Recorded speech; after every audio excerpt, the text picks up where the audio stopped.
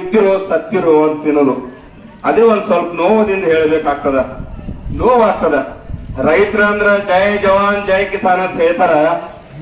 Vote ಬೇಡಕ್ ಬರ್ತೀರಿ ನೀವು, ಆದ್ರ ಅವ್ರ ನಿಗದಿತ ಬೆಲೆ ಕೇಳಕ್ ಬಂದ್ರೆ ಯಾವೊಬ್ಬನೇ ಶಾಸಕ ಅಪ್ಪ ಹುಡ್ದವ ಯಾವನೇ ರೈತರ ಯಾವಾರ ಕಮೆಂಟ್ ಮಾಡೇನೇನ್ರಿ ಇವತ್ತಿನವರಿಗೆ? ಯಾವಾರ MLA ಆಗಲಿ ಸಚಿವ ಆಗಲಿ ಯಾರೇ ಕಮೆಂಟ್ ಮಾಡೇನೇನ್ರಿ ರೈತರ ಪರವಾಗಿ? ಅವರಿಗೆ ಎಷ್ಟೊತ್ತಿದ್ರೆ ನಿಗದಿತ ಬೆಲೆ ಮಾಡಿ ಅವ್ರಿಗೆ ನ್ಯಾಯ ಕೊಡಿಸ್ಬೇಕಂತ ಯಾವ MLA ಹೇಳೇನೇನು? ಯಾಕೆ ಹೇಳಿಲ್ಲ? ಇವತ್ತಿನ ದಿವಸ ಪಂಚಪಣ ಕೇಳಿದೆ ನಾನು. ಇದ್ರದ್ದು ಹ್ಯಾಂಗ ಹೇಳೋರ, ಇದು ಹ್ಯಾಂಗ ಅದ್ರ ಬಗ್ಗೆ ಹರಿತದ ಅಂತ ಕೇಳಿದೆ. ಪಂಚಪ್ಪಣ್ಣವ್ರ ಒಂದು ಉದಾಹರಣವಾಗಿ ಹೇಳಿದ್ರು. ಇಬ್ರು ರೈತರದಾರ, ಅವ್ರ ಹೊರಗೊಂದು ಸಮಸ್ಯೆ ಅದ, ಅವನಿಗೆ ಜಾಸ್ತಿ ಹೋಗದ ಇವನಿಗೆ ಜಾಸ್ತಿ ಅದ, ಇಬ್ರು ಅಣ್ಣತಮ್ಮರ ಅದಾರ.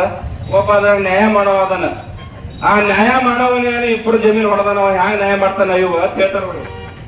ಅದರ ಉದಾಹರಣೆ ಏನಪ್ಪಾ ಅಂತಂದ್ರ, ನಮ್ಮ MLA MP ಗಳವ್ರದೇ ಅವ್ರದೇ ಫ್ಯಾಕ್ಟ್ರಿಗಳದಾವ. ಅವ್ರು ನಿಮ್ ಪರವಾಗಿ ವಿಧಾನಸಭಾದಾಗ ಹ್ಯಾಂಗ ಹೇಳ್ತಾರೆ ಅನ್ನೋರ ಹೇಳ್ತಾರೆ ನೋಡೋಣ. ಯಾವತ್ತನೇ ಅವ್ರ ಮನುಷ್ಯ ಇದ್ರ ರೈತರ ಪರವಾಗಿ ಹೇಳಬೇಕಿತ್ತಲ್ಲಿ. ಇವತ್ತಿನ ದಿವಸ ಪರಿಸ್ಥಿತಿ ಏನಾಗದ, ರೈತರು ಏನದ ಬೀದಿಗೆ ಏನದ, ಅಲ್ಲಿ ಬಂದ್ ಮಾಡಿದ್ವಿ ಇಲ್ಲಿ ಬಂದ್ ಮಾಡಿದ್ವಿ, ರಾತ್ರಿ ಬೇಗ ಕೂತಾರೆ. ಇಲ್ಲಿ ಕೂತು ಇಲ್ಲಿ ಯಾರು ಒಬ್ಬರು ಬಂದು MLA ಯಾವನೇ ಇರಲಕ್ಕವ, ನಾ ರಾಜಕಾರಣ ಮಾಡಕ್ ಬಂದಿಲ್ಲ, ನನ್ನ ಉದ್ದೇಶ ರಾಜಕೀಯ ಮಾಡೋದಿಲ್ಲ, ನಾನು ಒಬ್ಬ ರೈತ ಇದ್ದೀನಿ ಅಂತ ಹೆಮ್ಮೆಯಿಂದ ಹೇಳ್ತೀನಿ. ಯಾಕಪ್ಪ ಅಂದ್ರೆ ನಾನು ಆಡುಗಳು ಕಾಯ್ದೀನಿ, ಎಮ್ಮೆಗಳು ಕಾಯ್ದೀನಿ, ಅವ್ರಿಗೆ ಮೇವು ಕತ್ತರಿಸಿ ಹಾಕಿದವ ನಾನು ರೈತನೇ ಇದ್ದೀನಿ. ಕೆಲವೊಬ್ರು ಶಾಸಕರು ಏನ್ ಹೇಳ್ತಾರೆ, ರೈತರ ಪರವಾಗಿ ರೈತರಿದ್ದವರೇ ಹೇಳ್ಬೇಕಂತ. ಅದು ಇಲ್ಲ, ರೈತರ ಜೀವಂತ ಅದಾರ ಅಂತ ನಾವೆಲ್ಲರ ಮನ್ಯಾಗ ಕೂತ್ ತಿನ್ನೋರು ಜೀವಂತ ಇದೀವಿ ಇವತ್ತಿನ ದಿವಸ. ಇವತ್ತು ರೈತರ ದೇವರಂತ ನಾವು ಪಾಲಿಸ್ಬೇಕಾಗ್ತದ. ಆ ದೇವರುಗಳು ಕೂಡ ಎಲ್ಲರೂ ಇವತ್ತಿನ ದಿವಸ ಸ್ಟ್ರೈಕ್ ಮಾಡಕತ್ತಾರ. ನಮ್ ನಿಗದಿತ ಬೆಲೆ ಕೊಡ್ರಿ, ನಾವು ಪರಿಸ್ಥಿತಿ ಏನಪ್ಪಾ ಅಂದ್ರ 4-5 ಮಕ್ಕಳು ಇರ್ತವ್ರಿಗೆ ಸಾಲಿ ಕಲಿಸಿ ಅವ್ರಿಗೆ ಸಾಲಿಗೆ ಬೀಳ್ಬೇಕಪ್ಪ ಅಂದ್ರ ಅದ್ರ ಮ್ಯಾಗ ನಿರ್ಬಂಧ ಅವಲಂಬಿತ ಆಗಿದ್ರ ಬರೀ ರೈತರು ಯಾರಿದ್ರ ಅವ್ರ ಹೊಲದ ಮ್ಯಾಗ ನಿರ್ಬಂಧ ಆಗಿದ್ರೆ ಅದು ಏಕೈಕ ಯಾರಿದ್ರ ಅದು ಗಂಡಸ ಮಗ ರೈತರಂತ ಹೇಳ್ಬೇಕಾಗ್ತದೆ. ಇವತ್ತಿನ ದಿವಸ ಅವರ ಪರಿಸ್ಥಿತಿ ಏನಾದ್ರು ಗೊತ್ತೇನು? ರೈತರ ಇವತ್ತಿನ ಪರಿಸ್ಥಿತಿ ಒಂದು ಕಬ್ಬು ಹಾಕ್ಬೇಕಂದ್ರ ಎಲ್ಲರೂ ಬಡ್ಡಿನ ರೊಕ್ಕ ತೆಗೆದಿರ್ತಾರ, ಏನೇನು ಮಾಡಿತಾರ, ಎಲ್ಲಿ ಕಬ್ಬು ಸಿಗ್ತದ ಅಲ್ಲಿ ತೋತಾರ, ಎಲ್ಲಿ ಸಸ್ತದ ಅಲ್ಲಿ ಹೋಗ್ತಾರ, ಬೆಳಗನ್ನ ಕಟ್ ಮಾಡ್ತಾರ, ತರ್ತಾರ, ಅಲ್ಲಿ ಆಳುಗಳು ಹಾಕ್ತಾರ, ಆಳುಗಳು ಹಚ್ಚೋದಕ್ಕೆ ನಾಟ್ ಏನದ ನೀರು ಬಿಡ್ತಾರ, ನೀರು ಬಿಟ್ಟು ಬಳಕ ಕಡಿಬೇಕು, ಕಡ್ದು ಟ್ರ್ಯಾಕ್ಟರ್ ಹೇಳಿ ಟ್ರ್ಯಾಕ್ಟರ್ ಜೊತೆಲಿ ಹೋಗಬೇಕು. ಟ್ರ್ಯಾಕ್ಟರ್ ಎಲ್ಲಿ ಬೀಳ್ತಾರ, ಬಂದು ಬೀಳ್ತಾದೇನು, ಅಲ್ಲಿ ಎಲ್ಲಿ ಮೋಕ್ ಹಾಕ್ತದೇನು, ಅಲ್ಲಿ ಏನಾಗ್ತದೆ ಅಂತ ಅಲ್ಲಿ ಹೋಗುತ್ತಾರೆ. ಏನಾದ್ರೆ ಇವತ್ತಿನ ದಿವಸ ಫ್ಯಾಕ್ಟರಿ ಒಳಗೆ ಬೆಲೆನೇ ಇರಕ್ಕಿರಲ್ಲ.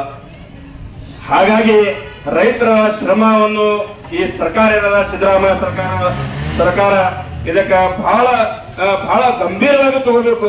ತಗೊಳಿಕೆ ಏನದ, ರೈತರು ಏನದ ರಕ್ತ ಸುರಿಸಿ ಬೆವರ ಸುರಿಸಿ ಹ್ಯಾಂಗ ಕಬ್ಬ ಬೆಳೆದಿರ್ತಾರ, ಅದೇ ತರ ತಮ್ಮ ನ್ಯಾಯ ಬೆಲೆಯನ್ನು ತಗೋತಾರ ಅಂತ ಇವತ್ತಿನ ದಿವಸ ನಾನು ಹೇಳ್ಬೇಕಾಗ್ತದೆ. ಅದಕ್ಕಾಗಿ ಇಲ್ಲಿ ನಮ್ಮ ರಾಜ್ಯದ ಎಷ್ಟೇ ಶಾಸಕರು ಇರ್ಲಾಕ ಅವ್ರು ಕಣ್ಣು ಮುಚ್ಚಿ ಮಕ್ಕೊಂಡ್ರ ಮಕ್ಕಳು ಯಾಕ ರಗ್ ಹಚ್ಕೊಂಡು ಮಕ್ಕೊಂಡ್ರ ಬಹಳ ಕಲ್ಯಾದಪ್ಪ ಅಂತಾರ. ಇವತ್ತಿನ ದಿವಸ ರೈತರ ರೊಚ್ಚಿ ಗೆದ್ರಪ್ಪ ಅಂದ್ರ ನಿಮ್ಮ ನಿದ್ದಿನ ಹೋಗ್ತದ, ನಿಮ್ಮ ಚಡಿನೂ ಢೀಲ ಆಗ್ತದ. ಇವತ್ತಿನ ದಿವಸ ನಾವು ಹೇಳಬೇಕಾಗ್ತದ. ನಮ್ಮ ತಾಳ್ಮೆ ಪರೀಕ್ಷೆ ತಗೊಳಕ್ ಹೋಗ್ಬೇಡ್ರಿ. ಈಗ ತಾಳ್ಮೆ ಬಹಳ ಇತ್ತು, 4-5 ದಿವಸ ಇತ್ತು, ಇಲ್ಲಿ ಕುಂದಿರ್ಬೇಕಂದ್ರೆ ಯಾರು ವೇಸ್ಟ್ ಇಲ್ಲ. ಹಾಗಾಗಿ ಫ್ಯಾಕ್ಟರಿ ಮಾಲೀಕರಿಗೆ ನಾ ಕೈ ಜೋಡಿಸಿ ಹೇಳ್ತೀನಿ, ನಾವು ನಿಮ್ಮ ವಿರೋಧಿಗಳಿಲ್ಲ, ನಾವು ನಿಮಗೆ ಮಾಡಿಕೊಡ್ತೀವಿ, ನೀವೇನಾದ್ರು ಕಟ್ಟಿದು ಮಾಡ್ತೀರಿ, ಆದ್ರೆ ನಮ್ಗೆ ಯೋಗ್ಯ ಬೆಲೆ ಕೊಡ್ರಿ ಅಂತ ನಾವು ನಿಮ್ಗೆ ರಿಕ್ವೆಸ್ಟ್ ಮಾಡ್ತೀವಿ. ಸಿದ್ದರಾಮಯ್ಯ ಸರ್ಕಾರಕ್ಕೆ ರಿಕ್ವೆಸ್ಟ್ ಮಾಡ್ತೀವಿ, ಸನ್ಮಾನ್ಯ ಶಿವಾನಂದ ಪಾಟೀಲ್ ಸಾಹೇಬ್ರಿಗೂ ರಿಕ್ವೆಸ್ಟ್ ಮಾಡ್ತೀವಿ. ನಾವು ನಿಮ್ಮವರು ಶಿವಾನಂದ ಪಾಟೀಲ್ ಸಾಹೇಬ್ರಿ, ನಿಮ್ಮ ಮನೆ ಮಗಳಕ್ಕಿದ್ದವರು, ನೀವು ಎಲ್ಲಿ ಓಡಾಡ್ತೀರಿ, ನಾವು ಅಲ್ಲೇ ಓಡಾಡ್ತೀವಿ. ಇಲ್ಲಿ ರೈತರು ಕೂತಾರಂತ ನಿಮ್ ಗಮನಕ್ಕೆ ಇರಲಿ ಅಂತ ಭಾವಿಸ್ತೀನಿ ನಾನು. ನೀವು ಆಗ್ಲಿ, MP ಪಾಟೀಲ್ ಸಾಹೇಬ್ರಾಗ್ಲಿ, ಈ ಭಾಗದ ಶಾಸಕರಾಗ್ಲಿ, ಯಾವುದೇ ಭಾಗದ ಶಾಸಕರಾಗ್ಲಿ, ಅವ್ರು ಬಂದ ಈ ಒಂದು ಹೋರಾಟಕ್ಕೆ ಸ್ಪಂದಿಸಬೇಕು. ಆದ್ರ ಸ್ಪಂದಿಸ್ಲಿಕ್ಕಂದ್ರ ನಮ್ಮ ನಾಯಕರು ಹೇಳಿದಂಗ ರಕ್ತ ಹೆಂಗ ಸರ್ಕಾರಕ್ಕೆ ಬರದಾರಲ್ಲ, ರಕ್ತ ಕೊಟ್ಟು ನಾವು ನ್ಯಾಯ ಕೇಳು, ನಮ್ಗೆ ಹಕ್ಕದ ನಾವು ಕೇಳ್ತೀವಿ. ರೈತರ ಹೋರಾಟಕ್ಕೆ ಏನೇ ಬರಲಿ ಸಾಕಷ್ಟು ಭಾಳ ಡೌನ್ ಆಗಿ ಭಾಳ ಮಂದಿ ಡೌನ್ ಆಗ್ಬೇಡ್ರಿ. ಡೌನ್ ಆಗಿದ್ರೆ ನ್ಯಾಯ ಸಿಗಲ್ಲ. ಈ ದೇಶನೇ ಹಂಗದ. ಸ್ವಲ್ಪ ನಾಲ್ಕಿದ್ ಜಾಸ್ತಿ ಹೊರ ಓದಾಡ್ತೀರಿ.